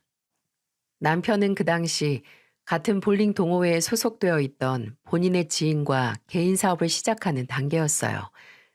남편은 성공에 대한 야망이 큰 사람이었는데 남편과 진지한 관계가 될수록 이런 목표의식과 비전이 굉장히 큰 매력으로 다가오더라고요. 돈을 써야 할 곳, 아껴야 할 곳에 대한 본인의 생각이 확고한 사람이라서 이 사람과 같이 산다면 돈은 슬슬 모이겠구나 하는 웃긴 생각도 들었답니다. 그때까지만 해도 우린 닮은 점이 많고 가치관도 잘 맞으니까 정말 결혼을 한다면 잘 살 수 있을 거라고 생각을 했어요. 그래서 연인이 되고 3년 뒤 남편의 사업이 약간 안정기에 들어섰을 때 결혼을 하게 됐고요. 하지만 그때 먼저 알아야 했습니다. 저희는 닮은 구석이라곤 하나 없다는 사실을요. 남편과 결혼 준비를 하면서 또 하나 자세하게 알게 된 점이 있다면 바로 남편의 성공에 대한 갈망이 본인 아버지의 투자 실패를 보고 커졌다는 거였어요. 결혼 약속을 하고 얼마 지나지 않아 남편이 그 당시 살고 있던 오피스텔에서 같이 맥주 한잔 하다가 그러더라고요. 시아버지는 퇴직 후 친구분들과 함께 투자 강의를 듣고 다니며 퇴직금을 불리려고 하셨는데 그게 그만 잘못돼서 퇴직금도 몽땅 날리고 빚까지 져서 하나 있던 집마저 팔아야 했다고요. 부모가 독단적인 투자로 집안 살림을 말아먹었으면 솔직히 자식으로서 원망도 될 텐데 남편은 오히려 그런 아버지를 더 존경한다고 하더군요. 다 가족을 위한 선택이었는데 어떻게 자식으로서 손가락질을 하고 돌을 던질 수 있겠냐고요. 그때는 이런 우직하고 아버지를 사랑하는 깊은 마음이 다 좋게만 느껴졌네요. 가족에 대한 남편의 각별한 마음도 잘 알겠고요. 근데 이제 와서 생각해보면 제가 그 당시 남편에게 느꼈던 호감의 지점이 나중에 모든 비극의 원인이 됐다는 걸 생각하니까 헛웃음만 나네요. 결혼을 앞두고 시아버지의 주식 투자 실패로 온 가족이 이사를 할 수밖에 없었다는 시댁에 인사를 드리러 갔었습니다. 낡은 외관의 작은 빌라였는데 실제로 들어갔을 때 크기는 20평대 초반처럼 보였어요. 곰팡이가 여기저기 쓴 천장과 누렇게 뜬 벽지, 당장이라도 바퀴벌레가 나올 것 같은 분위기, 3명 이상이 움직이면 숨이 훅 막힐 정도로 작은 집에 시부모님과 취업을 준비하고 있다던 시누이가 함께 살고 있다는 점, 모두 다른 의미로 제 마음을 복잡하게 했지만 이런 것보다 제가 놀랐던 건 바로 시부모님의 상반된 성격 때문이었어요. 시어머니는 정말 누가 봐도 참 예의가 바른 분이고 다정다감한 분이라는 걸 알 수 있었어요. 제가 남편을 따라 시댁 현관을 들어서자마자 이렇게 말씀하셨거든요. 오느라 고생했어요. 집이 너무 좁죠. 그래도 은주양 온다고 해서 어제 저녁부터 좀 치우긴 했는데 그래도 은주양이 편하게 있다 갔으면 좋겠어요. 정말 친절하시죠? 그리고 제가 그때 사간 천혜향이랑 커피랑 차 세트를 받으시고 뭐 이런 걸 다 사오냐고 너무 맛있게 잘 먹겠다고 말씀해 주셨죠. 이렇게 다정한 어머니 아래서 자라서 남편의 성격이 그렇게 구김살이 없나 했는데 시아버지를 마주하자마자 대체 왜 시어머니는 시아버지 같은 분과 결혼을 하셨을까 하는 생각만 나더라고요. 일단 술을 엄청 드셨습니다. 며느리 될 사람을 앞에 앉혀두시고 소주 4병을 까셨으니 말 다 했죠. 그렇게 드셨으니 말마다 살짝 풀린 눈으로 저를 보고 아유, 이름이 뭐였더라? 라고 반복적으로 물어보셔서 참 여러 의미의 충격을 받았습니다. 아, 이름이 그래 그래 은주. 우리 은주. 우리 새아가가 그걸 알아야 한다. 지금은 이런 집 구석에서 살지만 나 정만이가 잘 나갔을 때는 이것보다 훨씬 더 넓은 아파트에서 마누라랑 자식 새끼를 책임지고 살았다 이거야. 그 한 번, 딱 한 번 삐끗한 걸로 이런 쥐새끼나 살 곳에서 살기엔 억울하다 이거지. 우리 새아가는 뭐 집안에 빚이나 그런 거 없지? 아유, 아버지, 괜한 걱정하신다. 없어요, 없어. 그래, 다행이다, 다행이야. 우리 새아가도 시애비 보고 괜히 주식 투자한다고 했다가 피 보지 말고, 어? 주어진 것에 만족하면서 살아. 그래도 우리 용민이가 이번에 사업이 그나마 잘 돼서 다행이지. 잘 알겠지만 이 집에서 돈 나올 구멍도 없어서 하나 있는 아들 사업 밀어주지도 못하고 이번에 결혼한다고 했을 때 한 푼 쥐어서 보내지 못해서 이 아버지가 마음이 참 안 좋다. 그래도 너희들 나이가 한두 살이 아니니까 알아서 모은 돈으로 신혼살림 잘 장만하고 무엇보다 부부끼리 모든 걸 솔직하게 공유하고 존중하면서 살면 아무 탈 없이 잘 살 거야. 어? 이거 뭐야? 아이 옆편네 국 식었잖아. 아 진짜 눈치가 이렇게 없나. 뚝배기에서 김이 안 올라오면 제때제때 데펴서 와야지. 술맛 떨어지게. 본인은 시어머니를 전혀 존중하지 않으면서 부부는 존중해야 한다고 덕담을 하시는 시아버지의 말이 크게 와닿진 않았어요. 그저 그런 시아버지 옆에서 묵묵히 술병을 치우고 술잔을 채우고 식은 음식을 데펴 오시는 시어머니가 대단해 보일 뿐이었죠. 시아버지의 말씀처럼 저희는 시댁의 도움 없이 저희가 각자 모았던 돈과 친정에서 혼수할 비용만 지원받아서 결혼을 했습니다. 저희가 도움을 받고 안 받고는 별로 중요하지 않았고 저는 남편 사업이 좀 안정기에 들어섰으니 결혼 후 조금씩이라도 생활비가 부족한 시댁에 용돈을 드리자고 먼저 말을 꺼냈어요. 오히려 그 말에 남편이 그렇게 말해줘서 고맙다고 할 줄 알았는데 남편은 오히려 거절을 하더라고요. 여보, 우리 둘이서 새 출발하는 거나 다름없는데 이제 막 돈 좀 번다고 여기저기 마음 가는 대로 쓰는 건 아닌 것 같아. 오히려 조금 잘 되기 시작한 이때 다른 데 한눈 안 팔고 바짝 열심히 벌어서 나중에 정말 여유 생겼을 때 우리 집이나 당신 집이나 도움 드리는 게 낫지. 안 그래? 남편은 그렇게 말하고 결혼하고 얼마 지나지 않아서 제게 부부 경제 계약서를 쓰지 않겠냐고 제안을 했어요. 뭐 거창한 건 아니고 그냥 살면서 돈 문제로 서로 감정 상하지 않기 위해 지켜야 할 규칙을 정하자는 거죠. 저도 가족이 살면서 서로 크게 상처를 받는 원인 중 하나가 모두 돈이라고 생각을 해서 남편의 제안이 나쁘지 않다고 생각을 했습니다. 오히려 효율적이라고 생각을 했네요. 서로 의견을 조율한 끝에 총 4가지 항목을 정할 수 있었는데요. 첫 번째는 모든 재산을 공동으로 관리한다. 두 번째, 둘 중 한 사람이 가정 파탄의 원인을 저질러 헤어질 경우에는 공동 재산의 10%만 지급을 받고 깨끗하게 갈라선다. 세 번째, 양가 가족들에게 들어가는 돈은 공평하게 모두 똑같이 쓰고 위급하게 금전적인 도움이 필요할 경우 서로 상의하에 결정한다. 네 번째, 한 달 생활비는 70만 원 이상을 넘지 않는다. 서로 철저하게 동의를 하는 항목을 다졌고 아예 서명에 지장에 남편과 저는 우스갯소리로 뭐 돈 때문에 결혼하는 쇼윈도 부부 같다고 웃었습니다. 지장을 찍긴 했지만 그저 남편과 제가 서로에게 하는 약속을 강조하기 위함이기 때문에 뭐 법적인 공증은 받지 않고 보관만 하기로 했어요.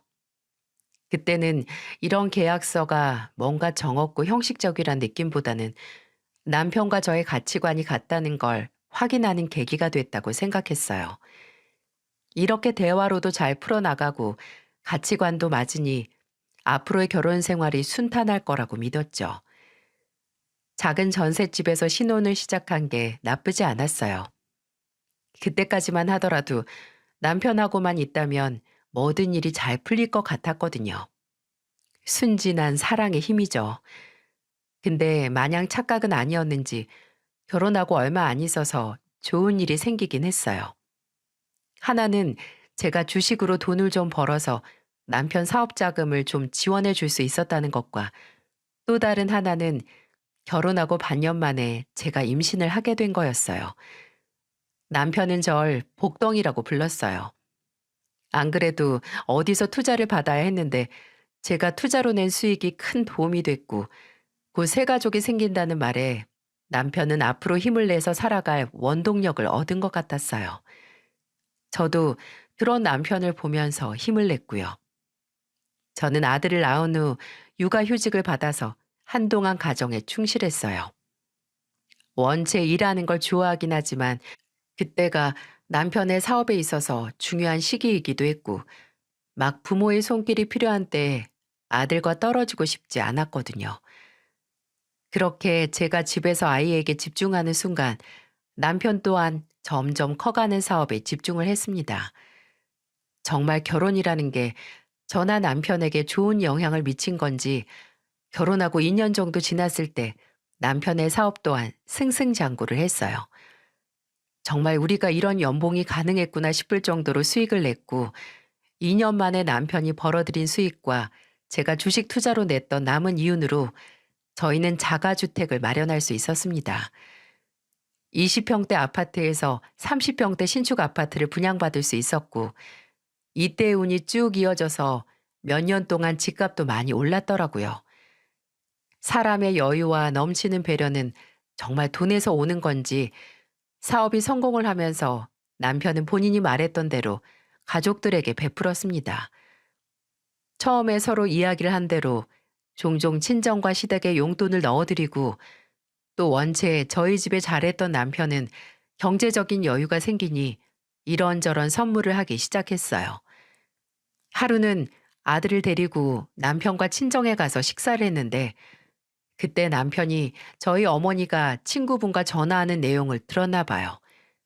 어머니 친구분은 부부 동반으로 제주도 여행을 가자고 하셨는데 어머니께서 좀 주저하셨나 봐요.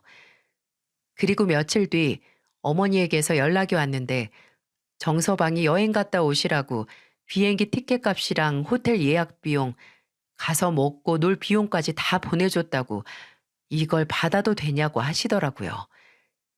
제게 말없이 저희 부모님을 위해 서프라이즈를 준비한 남편에게 너무 고마웠죠. 딸인 저도 모르고 넘어갈 수 있었던 부분이니까요. 이럴 때마다 저는 너무 고맙기도 하고 또 미안하기도 했어요.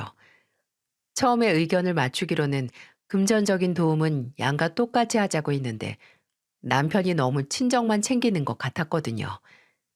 그래도 남편은 본인 부모님은 동생이 같이 살면서 다 챙기고 있으니까 걱정 말라고 하더라고요.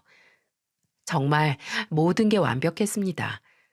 살면서 크게 안 맞아서 갈등이 일어난 적도 없었고, 뭐 해봐야 제가 막 회사에 복직했을 때 남편이 어차피 본인이 버는데 일 그만두고 그냥 가정주부로 남아주길 바랐던 것 정도? 그것도 제가 지금까지 버텨온 커리어와 피나는 노력으로 올린 연봉이 아까워서라도 끝까지 다니고 싶다고 하니까 이해해 주더라고요. 정말 이대로만 간다면 문제가 없을 거라고 생각을 했는데 돈은 확실히 사람을 바꿨습니다. 결혼하고 한 4년 정도 지났을까요? 사업이 커갈수록 당연히 남편은 바빠졌죠. 그래도 중요한 때는 어떻게 해서든 가족을 챙기려고 했습니다. 저희 부모님 생신이나 아들 어린이집 학예회나 연극날 같은 건 무슨 수를 써서라도 챙기려고 했어요. 추억은 절대 돈으로 사지 못한다는 말을 하면서 가족에게는 돈으로 해결이 안 되고 꼭 마음으로 행동으로 보여줘야 한다는 걸 아는 사람이었거든요. 근데 그 사람도 지쳤겠죠. 매일 일하면서 가정까지 완벽하게 돌보는 게 어디 쉽나요? 약속을 어겨도 집에 늦게 들어오고 연락 없이 외박을 해도 최대한 이해를 하려고 노력했습니다. 근데 뭐든 돈으로 해결하려는 모습은 참을 수가 없더라고요. 추억은 돈으로 못 산다는 사람이 모든 걸 돈으로 해결하려고 하기 시작한 거죠. 처음은 소소한 불만에서 시작했어요. 하루는 제가 남편이 좋아하는 불고기를 쟀는데요. 근데 좀 간이 싱겁게 됐거든요. 오랜만에 제가 만든 불고기 먹는다고 좋아하던 남편이 기대라며 맛을 봤다가 실망을 했는지 먹자마자 이러더라고요. 이게 뭐야? 밥 반찬 이렇게 싱거워도 돼? 뭐 돈이라도 좀 쥐어줘야 맛있게 만들래? 저는 이 말이 기분이 나쁘더라고요. 제가 이 집에 고용된 가정부도 아닌데 왜 저렇게 말할까? 간이야 다시 하면 되는데 하고 생각을 했어요. 그래서 무슨 말을 그렇게 하냐? 내가 돈 받고 이 집에서 일하냐고 하니까 농담이랍니다. 제가 예민하대요. 근데 거기서 뭐 불고기를 던지면서 싸울 일도 아니고 저도 그날 후로 남편 보면 돈 줄게. 살 좀 뺄래? 돈 줄 테니까 좀 잘생겨져 볼래? 라고 농담처럼 던졌어요. 그랬더니 그런 농담을 남편이 안 하더라고요. 또 정말 오랜만에 가족들끼리 외식을 가거나 놀러 가도 계속 휴대폰만 보고 몇 분에 한 번씩 전화하러 가는 걸 봐도 이럴 거면 뭐하러 나왔나 싶었어요. 그리고 남편이 정말 돈에 영혼을 판 사람 같다고 느낀 사건은 따로 있었는데요. 함께 가려던 식당에 줄이 좀 서 있잖아요. 그럼 갑자기 직원을 불러서 몇만 원 쥐어주더니 알아서 우리 가족 먼저 들어가게 좀 해줘요. 라고 하는 겁니다.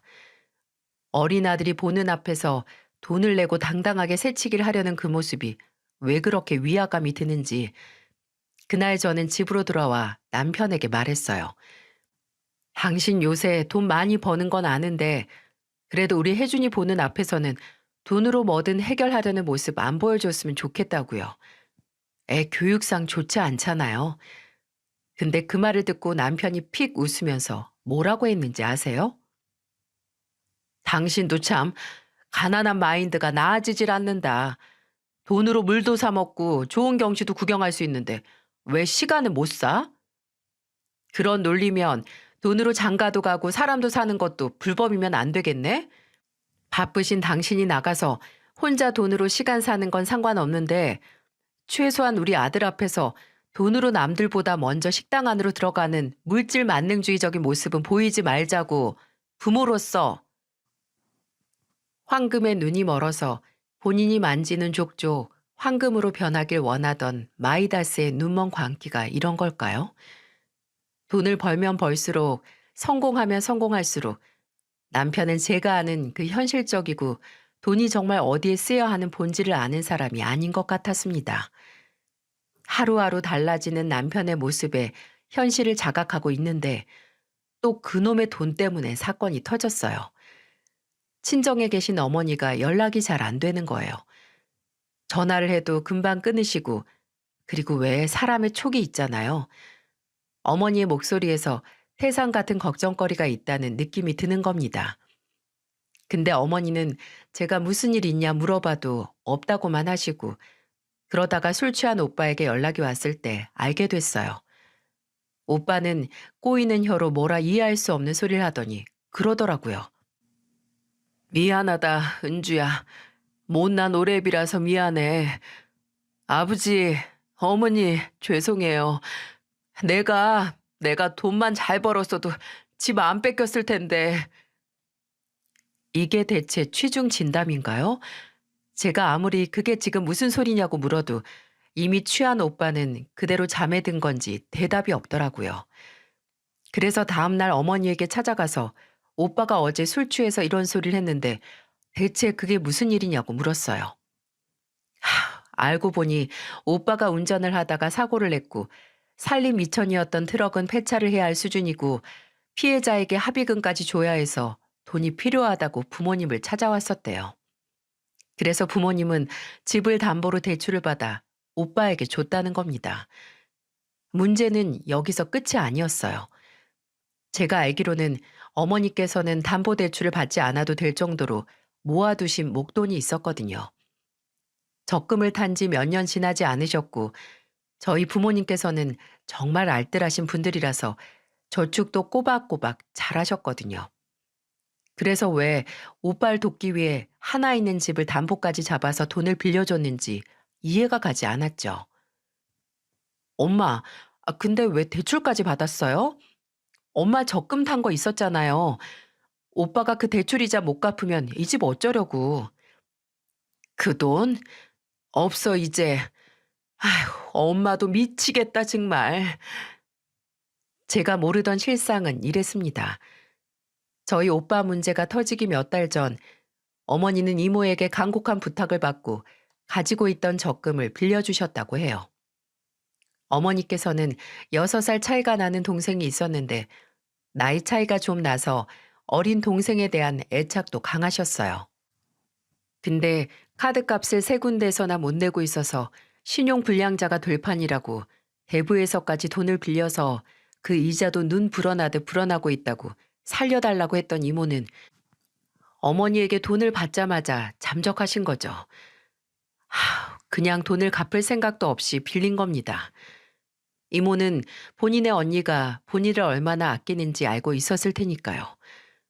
돈을 당장 못 갚으니 배째라는 식으로 나온 이모를 어떻게도 못하고 어머니도 속만 끓여오다가 이제 오빠 문제까지 터져서 대출을 받게 되신 겁니다. 아직도 그때 쉴 새 없이 터지는 사건에 숨통이 막히는 것 같은 느낌이 생생하게 기억이 나요. 돈으로 얽혀서 대형 사고가 터져버린 걸 본 그 참담한 기분. 여기서 끝일 것 같나요? 여기서 끝이었다면 오히려 다행입니다. 매일 어머니와 친정집 문제로 저도 걱정이 이만저만이 아니었는데 그런 위태로운 상황에서 전화 한 통을 받았어요. 어머니였습니다. 어머니가 울면서 제게 말씀하셨어요. 은주야, 엄마 지금 병원이야. 너희 아버지가 현장에서 사고를 당하셨어. 이걸 어떻게 하니? 오빠가 갚지 못하는 대출이자 때문에 아버지는 현장 일을 늘리셨고 그렇게 초과 업무를 하시다가 현장에서 사고가 나서 크게 다치셨다는 겁니다. 아버지는 허리를 다치셨고 마비까진 가지 않았지만 다시 현장에 나가서 일을 못 하실 정도였어요. 앞으로 몇 주가 될지 몇 달이 될지 모르게 집에서 간호를 받으시며 생활을 하셔야 했습니다. 어떻게든 이 상황을 벗어나 보기 위해 발버둥 치다가 오히려 늪에 더 빠르게 빠지는 것 같은 친정 부모님을 보고 더 이상 가만히 있을 수 없었어요. 제가 못 버는 것도 아니고 경제적인 여유가 있는데 부모님에게 도움을 못 드리는 건 말도 안 되잖아요. 하지만 제가 쓸 수 있는 돈이 저 혼자만의 돈이 아니기 때문에 저는 남편에게 상의를 할 수밖에 없었죠. 남편이 좀 변한 이후로 좀 서먹하긴 했는데 제가 아버지 사고를 알리자 남편은 진심으로 걱정을 하는 것 같았습니다. 그래서 저도 본론을 꺼낼 수 있었고요. 아버지가 당분간 일을 못 하실 것 같아. 근데 매달 나가는 대출 이자가 문제고 또 생활비랑 병원비가 큰일이니까 몇 달만이라도 내가 도움을 드리고 싶은데 혹시 당신은 괜찮아? 그럼 뭐 다른 방법이 없는데 어떡해. 부모님인데 가만히 있을 수도 없고 이번 주 내로 시간 내서 장인어른 병원에 가봐야겠다. 장모님도 위로해드리고. 여러분은 남편의 대답이 어떻게 해석이 되시나요? 예상보다 남편은 제 말에 긍정적인 반응을 보이더라고요. 저는 이 말을 당분간 친정의 경제적인 도움을 줘도 된다는 승낙의 의미로 받아들였어요. 근데 놀랍게도 전혀 동의나 승낙의 의미가 아니었네요. 제가 본격적으로 다달이 친정에 보내드릴 돈 액수를 상의하에 정하기 위해 남편에게 말을 꺼내자 남편은 세상 어처구니 없다는 얼굴로 이렇게 말했어요. 당신 정말 돈 보내려고? 아니, 그거 보내는 게 언제까지 될 줄 알고 보내. 왜 갑자기 말을 바꿔? 저번에는 당연히 도와야 한다는 식으로 말했잖아. 그건 말이 그렇다는 거고, 장인어른이 언제 다시 일어나셔서 일을 할 수 있으신데, 지금 생활비 보내드리면 앞으로 돌아가시기 전까지 보내드려야 하는 거야. 그냥 생활비가 아니라 당장 집 담보로 되어 있는 대출 이자에 병원비 좀 보탠다는 거잖아. 그러니까 그건 뭐 돈 아닌가? 여보, 막말로 내가 우리 집 문제 때문에 당신한테 우리 부모님한테 큰돈 보내자고 한 적 있어? 근데 왜 당신은 그런 말을 쉽게 꺼내? 우리 부모님도 힘들어. 우리 부모님은 뭐 돈 펑펑 쓰면서 사시는 줄 알아? 우리 처음 마음 그대로 계약서에 쓴 말 좀 지키자. 어? 지금 상황이 같아? 그럼 우리 집 상황이랑 어머님 아버님 상황이랑 똑같아지라고 고사라도 치네? 이때 제가 느낀 서운함과 배신감이란 아니 제가 적게 벌면 이런 부탁도 안 해요. 서운하지도 않았고요. 근데 월 1,000만 원 버는 사람이 어떻게 사랑하는 사람의 부모님이 힘들 때 도움 하나 안 주는지 미치도록 서러워지더라고요. 근데 또 생각을 해보면 정말 남편의 말대로 지금까지 시댁에서는 돈 문제로 저희에게 무슨 부탁을 하신 적이 없었어요. 남편은 정말 처음 계약서에 적었던 대로 금전적인 건 양가에 똑같이 한다는 말을 지켰고요. 아무리 그래도 이런 상황에서 그 계약서의 말을 지켜야 하나라는 생각과 그래도 둘이 약속한 건데 내가 너무 이기적인가 하는 상반된 고민으로 하루하루 말라가고 있었는데 지금 생각해봐도 정말 소름 끼치고 미친 듯이 억울한 사건이 터지고 말았어요. 처음에는 그냥 의아한 마음뿐이었어요. 아들이 남편 차에 어린이집 가방을 두고 왔다고 해서 그저 가지러 갔다가 차 뒷좌석에 온갖 명품 브랜드 쇼핑백을 발견한 적이 있었어요. 아무리 돈을 벌고 성공을 해도 사치품으로 낭비를 하는 사람이 아니었기에 놀랐죠. 그래서 제가 차에 있는 옷이나 신발 같은 거 다 뭐냐고 물으니까 사업하면서 만난 사람들한테 받은 선물이래요. 연말에 이래저래 고마웠다고 답례처럼 줬다고요. 그렇다고 명품 옷이나 벨트를? 하고 이상하게 생각하긴 했지만 그렇다고 아예 불가능한 일은 아니기에 그러려니 했습니다. 근데 선물은 개뿔. 하루는 남편이 술에 잔뜩 취해서 들어온 날이 있었어요. 그게 뭐 놀랍지도 않았습니다. 원래 일 핑계대고 술을 자주 마시기도 했고 술 마시면 사무실에서 잔다고 외박한 적도 많아서요. 술에 취해서 살이 분가 못하는 남편은 침대에 누이고 저는 남편이 입고 있던 정장 자켓을 벗겨서 옷걸이에 걸려고 하는데 그때 안주머니에서 뭔가 묵직하게 쩌그럭거리는 느낌이 나더라고요. 뭐지? 싶어서 봤더니 시계에 관심이 없던 저도 아는 정말 고가의 시계더라고요. 이게 왜 여기 있을까? 언제 산 거지? 싶었는데 이렇게 풀어서 안주머니에 넣어둔 것도 뭔가 어색하잖아요. 묘한 기시감과 불안감이 들기 시작했어요.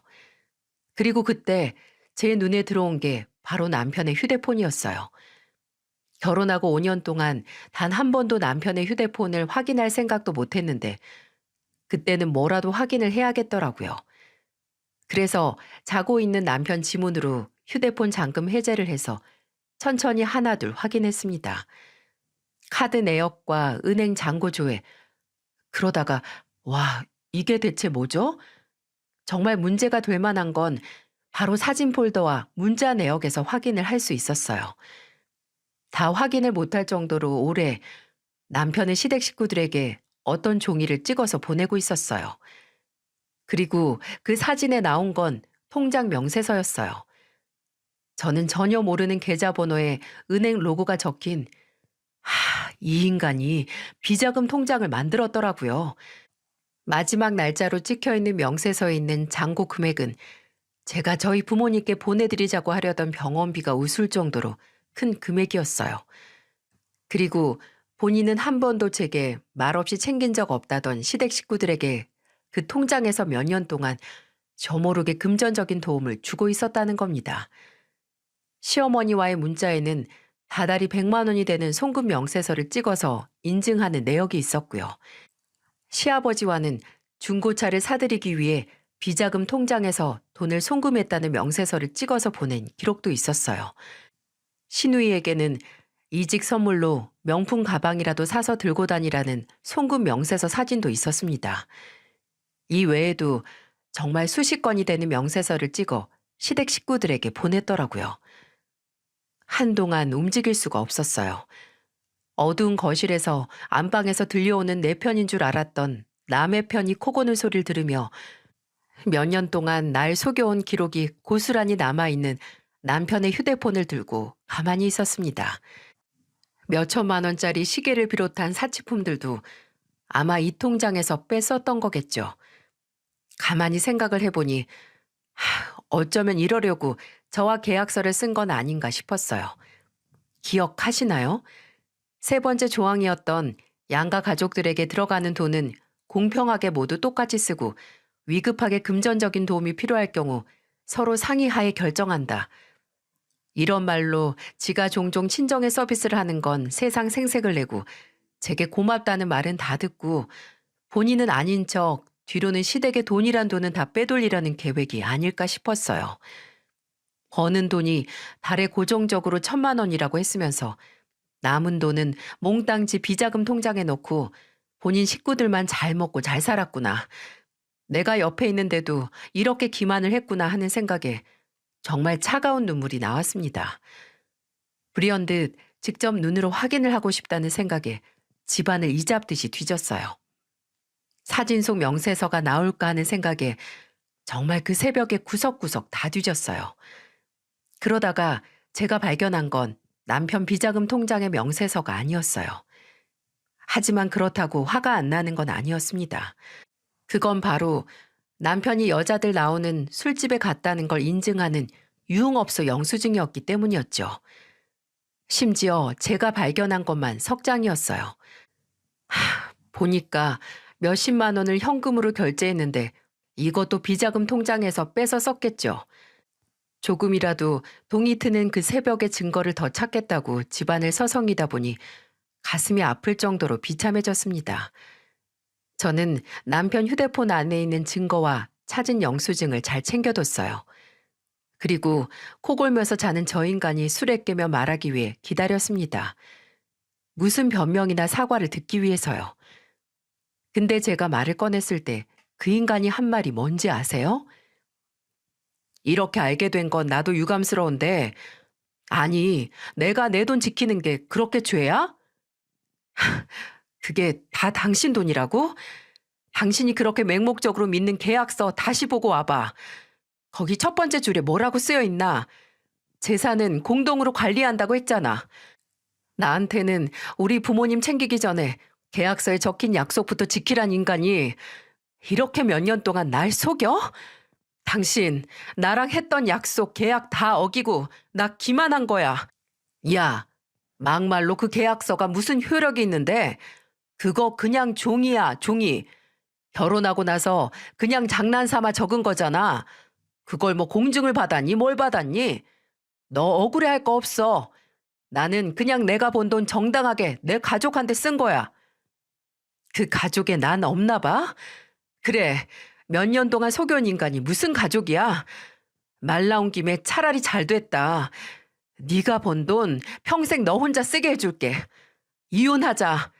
당신 가족이랑 그 돈에 파묻혀 죽든 뭘 하든 마음대로 해봐. 제가 이혼 이야기를 꺼내자 남편은 아예 믿는 눈치가 아니었어요. 웃으면서 그래, 그러고 싶겠지 라고 저를 비웃더군요. 저는 그런 남편에게 재산을 갈라서 이제 각자 수익 관리를 하자고 했고 남편은 오히려 지는 좋다고 마음대로 하라고 했어요. 일단 제 몫을 나눈 다음에 저는 이혼보다 더 급한 불을 꺼야 했네요. 그때 친정집 대출 이자가 밀려서 이사를 가야 하는 상황이었거든요. 어머니는 더 이상 대출 문제로 속 끓이기 싫다고 집을 처분한 다음에 대출을 갚고 남은 돈으로 월세를 구하려고 하셨어요. 그래서 보증금 5천에 월 70만 원에 그나마 적당한 집을 찾았는데 보증금이 좀 모자랐어요. 그래서 돈을 따로 관리하게 되면서 저는 우선 모자란 보증금 2천만 원을 어머니께 보냈습니다. 집 계약을 하고 은행 문제, 이사 준비에 아버지 병원 문제 등으로 정말 정신이 없었어요. 그래서 본의 아니게 몇 주 동안 이혼이 유보가 됐습니다. 하지만 그 인간과 헤어질 거라는 생각은 달라지지 않았어요. 집에서 마주칠 때마다 제가 무시하니 그 인간은 이혼은 언제 하냐? 이혼한다며. 거봐, 네가 무슨 배짱으로 이혼이냐? 라고 제게 시비를 걸었지만 저는 그저 곧 헤어질 거고 네 귀중한 돈 나한테 절반 내어줄 준비나 해 라고 했어요. 얼른 이 끔찍한 인간과의 생활을 끝내고 싶다고 생각을 했는데 이건 또 무슨 일인가요? 부모님 댁 이사가 끝나고 며칠 후에 어머니께서 전화를 하셨습니다. 아버지 문제인가 싶어서 얼른 받았는데 어머니는 무슨 일인지 잔뜩 성이 난 목소리로 제게 소리치듯 말씀하셨어요. 정서방 그거 대체 뭐 하는 놈이야? 네? 엄마 왜 그러세요? 그 사람이 왜요? 그놈이 나 찾아와서 그러더라. 딸이 바람나서 빼돌린 2천만 원 차용증 써서 갚으라고. 집까지 찾아와서 지랄하다 갔어. 이제 좀 사건 사고가 끊어져야 하지 않나요? 언제까지 전화 한 통에 심장이 철렁거려야 하는지 막막했어요. 친정도 친정 나름의 문제가 있어서 제 이혼 문제는 아직 부모님께 말씀을 못 드렸거든요. 근데 그런 어머니에게 그날 이른 오후에 남편이 연락을 했다고 합니다. 이사하셨다고 들었는데 아직 못 찾아뵈서 죄송하다. 지금 잠깐 들릴 테니까 주소 보내달라고요. 저랑 싸운 후라서 부모님이 이사한 집 주소를 모르는 남편은 제게 들은 집 주소를 까먹었다고 어머니에게 거짓말을 한 뒤 친정으로 찾아간 거죠. 아무것도 모르는 어머니는 사위 온다는 말에 그래도 뭐 하나 먹이려고 요깃거리 만드셨는데 도착을 한 남편은 아까까지 다정하게 전화를 하던 모습은 어디 가고 어머니를 마주하자마자 삿대질을 하며 말을 했다고 합니다. 장모님, 그 사람한테서 2천 받아서 이 집 장만하신 거죠? 아, 그렇지. 설마 정서방은 모르고 있었나? 당연히 그 사람은 저한테 말 안 했죠. 이 돈을 어떻게 만들었는데. 장모님 딸이 저랑 혜준이 버리고 회사에선지 어디선지 바람나서 저한테 이혼하자고 했어요. 앞으로 따로 살자고 재산도 가르자고 해서 가져간 돈에서 이 집 할 돈 장모님께 드린 거라고요. 당신 딸이 내 돈 가져갔다고. 뭐라고? 정서방, 그게 지금 무슨 소리야? 이 돈 은주가 우리 돕는다고 본인이 모은 목돈이라고 준 건데 그리고 바람은 무슨 바람이야? 은주가 왜 바람을 펴? 그럼 뭐 아무 믿을 곳 없는데 애 딸린 여자가 덜컥 이혼하자고 하겠어요? 다 믿는 구석이 어디 하나 있으니까 나랑 이혼하겠다고 위자료 운운하면서 큰소리치지. 자네, 지금 그게 말이 된다고 생각해? 은주가 이혼 얘기를 먼저 꺼냈다고 바람을 의심해? 그게 아니라 자네 행동을 돌아봤었어야지. 지금 나한테 와서 하는 행동만 봐도 자네 지금 정상 아니야. 다 됐고 당신 딸이 나한테 가져간 돈 2천만 원 그거나 갚아요. 이런 집구석에서 당장 2천만 원이 나올 수 없겠으니까 기간 정해두고 그동안 갚겠다고 각서 쓰고 지장 찍는 걸로 봐줄 테니까. 어? 나는 당신 딸만큼 멍청하지 않으니 변호사 공증 확실히 받을 거니까 행여 안 갖고 튈 생각하지 말고요. 딴 생각하면 바로 압류 걸 테니까. 돈 벌고 나서 일이 속이 개미 목구멍만큼 좁아지는 인간도 없을 것 같네. 일 없으니까 각선이 뭐니 헛소리 하지 말고 나가. 자네는 지금 돈 받으러 다닐 때가 아니라 병원 가서 정신검사부터 싹 다시 해야 돼. 당장 나가. 안 나가? 어머니는 그 인간을 집에서 쫓아내시긴 했지만 영문 모르고 당하게 된 일에 충격이 가시지 않아 제게 바로 전화를 하신 겁니다. 아니, 이게 말이 되나요? 제가 집 비자금 통장에 있는 돈을 빼서 저희 어머니에게 드린 것도 아니고 제가 먼저 지 가족에게만 돈을 퍼주고 있어서 저도 제 돈으로 제 가족 돕는 건데 차용증이 웬 말이냐고요. 그리고 바람은 또 무슨 신박한 헛소리인가요? 저는 일단 어머니를 진정시키고 제가 해결한 뒤에 다시 연락을 드리겠다고 했어요. 그리고 퇴근하자마자 집에 가서 그 인간이랑 단판을 지으려고 했는데 이대로 끝을 내기엔 너무 억울해서 일단 시댁으로 향했습니다. 우리는 약속을 했거든요. 뭐든 양가에 똑같이 하기로요. 시누이는 아직 안 들어오고 시부모님만 계셨는데 연락도 없이 찾아온 절 의아하게 보는 두 분께 말했어요. 어머님, 아버님, 저 결혼하고 신혼 때 제가 주식 투자했던 돈 남편 사업 자금으로 줬던 거 아시죠? 근데 남편이 그렇게 제 도움받아서 승승장구한 그 사업으로 번 돈 지금까지 몇 년 동안 수입도 숨기고 어머님이랑 아버님한테 드리고 있던 거 알고 계세요? 여기서도 어처구니가 없던 게 두 분 표정을 보니 남편이 저 몰래 돈을 주고 있다는 걸 알고 계시더라고요. 시어머니는 저를 쳐다도 못 보시고 대답도 못 하셨고요. 시아버지는 너무나 당당하게 그게 뭐? 라고 하셨습니다. 그래요. 이제 와서 더 놀랄 것도 없죠. 근데 이번에 저희 친정 부모님이 너무 힘드셔서 그것 좀 도와드리고 싶다고 하니까 절대 안 된다고 거품 물더라고요. 지는 저한테 수입 속이고 빼돌린 돈으로 여자 끼고 술 퍼마시고 다닌 주제 5년이 넘도록 같이 산 저한테 이제 와서 저는 재산에 대한 권리가 없다고요? 이게 말이 된다고 생각하세요? 야, 은주야.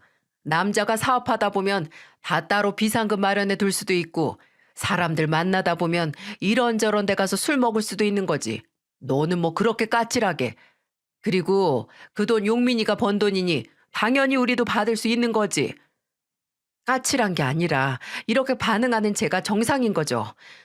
처음에는 공동재산이고 서로 동의 없이 양가에 금전적인 도움 주지 말자고 했던 당신들 아들이 야비하고 비열한 거라고. 그 인간이 번 돈이니까 그 인간만 써야 한다고?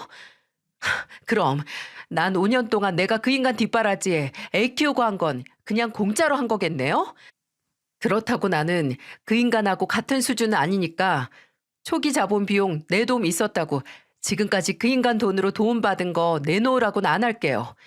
어차피 곧 있으면 남남들 사이에 돈 잘 벌고 성공한 아들이 가정은 개판으로 굴리고 있었다고 같이 사는 아내 사람 취급도 안 했다는 거 잘 알아두시라고요. 그 인간이 저희 어머니한테 가서 지랄했던 것처럼 지랄하고 왔습니다. 그리고 역시나 제가 다녀가고 나서 시부모님은 남편에게 연락을 하셨나 봐요. 매일 밤 11시 전에는 들어오지도 않던 인간이 그날은 8시 전에 칼같이 들어와서 제게 눈을 부라리며 그러는 거예요. 야, 너 미쳤어? 왜 우리 부모님을 찾아가서 그 지랄을 해? 너는, 너는 안 미쳐서 우리 엄마 찾아가서 그 지랄 했냐? 뭐? 바람? 너 정말 돌았니? 무슨 의처증도 아니고 이혼 얘기 꺼냈다고 바로 바람이라고 확신하고 우리 엄마한테 가서 그딴 말을 해? 너도 생각을 한번 해봐라. 너 솔직히 기다렸다는 사람 마냥 나한테 이혼하자고 했잖아. 남편이라는 게 결혼 생활 내내 날 기만한 희대 쓰레기라서 이혼을 결심하게 되길 내가 기다렸다고? 그래서 그 기대에 부응해서 쓰레기짓 인증한 거니? 너 나 사람 취급도 안 하고 무시했어. 지금까지 결혼 생활 내내 나 속이면서 내 가치, 내 역할 존중받을 필요 없다고 취급했고 나 배신한 게 너라고. 야, 까놓고 말해서 너랑 나랑 둘이 같이 돈 벌었냐? 너 나랑 동업했어? 왜 내가 번 돈에 대해서 왈가왈부야? 너 진짜 네 애비랑 똑같구나. 부전자전이라더니. 그래, 당신이 번 그 돈 앞으로 혼자 펑펑 마음대로 쓸 수 있게 내가 나가겠다고. 나랑 이혼하면 야비하게 비자금 통장인지 뭐니 만들어서 추잡하게 숨어서 돈 쓰지 말고 마음대로 써. 어떻게 결혼 생활 내내 온전히 혼자서 돈을 벌었다고 생각을 할 수 있을까요? 지가 집을 비운 시간 동안 가정과 우리 아이들 책임진 사람이 나고 애초에 당신 사업 자금 중 내 돈도 포함되어 있는데 지 돈 지키겠다고 지금까지 함께 열심히 살아온 저라는 존재를 아예 지워내려고 하는 것 같았어요. 지금까지 함께 해온 시간이 허무하고 비참했어요. 어떻게 결혼을 해서 평생을 함께 할 거라 다짐한 사람에게 이러죠? 저는 그 인간 없이 살 남은 제 시간을 구하기 위해 바쁘다고 미뤄왔던 뿔을 당기기로 했습니다. 일단 짐을 챙겨서 아이와 함께 그 인간이 있는 집을 나왔고 이혼 전문 변호사를 만나 상담을 시작했어요. 많은 건 필요 없었습니다. 저는 그저 당당히 제 아이에 대한 단독 양육권과 결혼 생활 동안 제가 기여했던 것에 상응하는 돈을 받으면 됐습니다. 이미 제겐 그동안 남편이 몇 년 동안 비자금 통장으로 저를 기만해온 증거와 심지어 유흥업소에서 문란한 생활을 했다는 증거가 있었기에 위자료와 양육권 재산 분할 소송을 하는 건 그리 어려운 일이 아니었어요. 그 인간이 절대 그 정도 돈은 못 준다고 항소를 해서 소송 기간이 길어지긴 했지만 제가 원하던 만큼의 재산을 받고 이혼을 할 수 있었어요. 그 인간은 끝까지 제게 너 같은 게 언제 본인처럼 돈 많은 남자를 만날 수 있겠냐고 후회할 거란 헛소리를 했지만 저는 그냥 그 돈에 깔려서 잘 살라고 하고 말았습니다. 돈이 가진 마력은 대체 뭘까요? 저도 돈을 좋아하긴 했지만 평생을 함께할 동반자와 공유도 못하는 돈이 대체 무슨 가치가 있는 걸까요? 근데 손자병법에서 돈이란 누구에게도 무한한 것이 아니라고 했던가요? 제 말대로 그 인간은 돈에 깔려서 죽진 못했습니다. 근데 돈 때문에 숨통이 막히게 되긴 했어요. 이혼 후 1년 동안 그 인간은 매달 거르지 않고 제게 양육비를 보내줬어요. 그런데 근래 몇 달 동안 보내지 않는 거예요. 아니, 그렇게 성공해서 비자금 통장에 몇 천씩 끼고 혼자 쓰던 사람이 한 달에 70만 원이 없어서 못 보낸다고요? 말이 안 되죠. 그래서 며칠 고민을 하다가 먼저 연락을 했어요. 근데 그 번호가 아니더라고요. 그래서 원래 알던 그 인간 사무실에 전화를 했는데 사무실도 정리를 해서 비었다고 하더라고요. 사무실을 이사하면서 전화번호도 싹 다 바꾼 건가 싶어서 참다 시어머니의 번호로 전화를 했습니다. 근데 1년 만에 전화를 하게 된 시어머니는 양육비가 밀렸다고 그 인간하고 통화를 원하는 제 말에 아무 말 없이 지금 그 인간이 쓰고 있는 번호만 알려주시더라고요. 아무런 설명도 없이 말이죠. 그렇게 시어머니에게서 받은 번호로 전화를 했는데 몇 번 받지 않다가 한 3번째쯤 전화를 받더라고요. 용건은 그저 양육비뿐인 저는 받자마자 양육비 문제부터 꺼냈어요. 그런데 이 인간 처음 들어보는 정말 걸걸한 목소리로 울부짖듯이 그러더군요. 나 지금 너나 혜준이한테 보낸 70만 원도 없어. 사업 쫓고 사기당하고 털려서 그 푼돈 하나 없다고. 이게 대체 무슨 소리인가 싶으시죠? 제가 알아먹지 못할 소리 하지 말라고 하니까 그 인간은 전혀 궁금하지도 않은 말을 세상 우울한 목소리로 하기 시작했어요. 그 인간은 저와 이혼 후 얼마 뒤 동업자와 문제가 생겨서 사이가 틀어졌고 이제 각자 길을 가자며 갈라섰다고 합니다. 이혼하더니 이제 사업 파트너도 잃은 거죠. 아니, 아무리 그래도 그렇게 잘 되던 사업을 접었으면 돈이라도 많이 남았을 거 아니에요. 그냥 통장에 가지고만 있어도 됐을 텐데.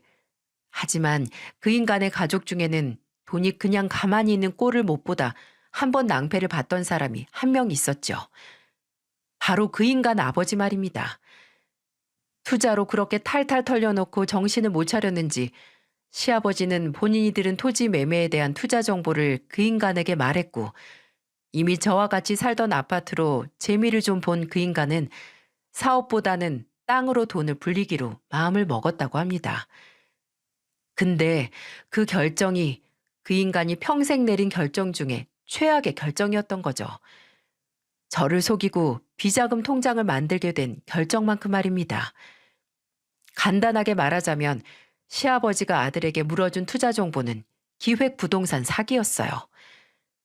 돈으로 돈을 불리려고 하다가 전부 날리게 된 거죠. 그 인간은 지금 그 유령 부동산 관계자들 소송하고 고소하다가 돈만 더 날렸다고 너나 애한테 줄 돈 없으니 본인 좀 내버려 두라고 울더라고요. 제가 이걸 불쌍하게 여겨야 하나요? 저는 그래, 유감이다. 근데 나도 애 키우면서 들어가는 돈 필요하니까 받을 돈은 받아야지.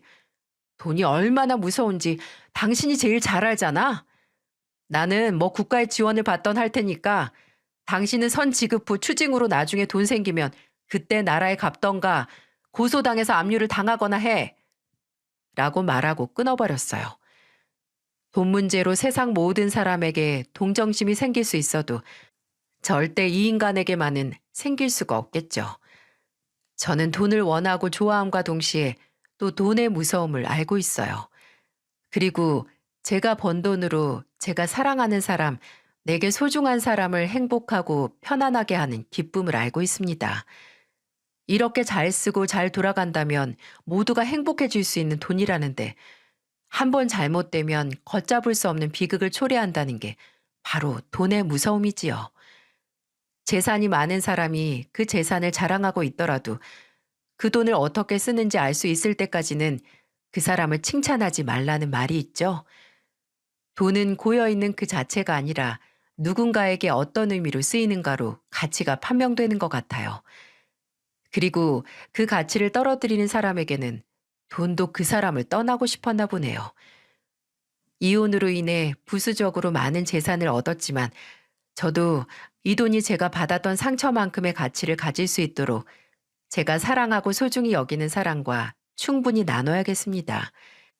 이야기를 들어주신 모든 분들께서 부자가 되셨으면 좋겠고 또 그만큼 가치 있는 곳에 돈을 쓰시길 바랍니다. 감사합니다.